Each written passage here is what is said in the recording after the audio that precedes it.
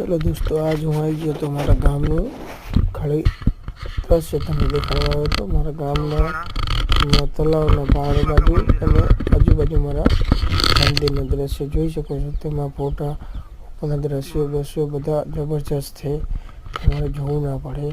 તમે કોઈ પણ તમે આવો તો ગામડાની રોનક જબરજસ્ત। આ બાજુ છે અમારી સ્કૂલ છે, આ બાજુ સ્કૂલ છે મતલબ 8 થી 10 છે અને આ બાજુ જોઈ શકો છો મિત્રો તો તમે આ બાજુ અમારી ગ્રામ પંચાયત અને બાજુમાં આંગણવાડી છે।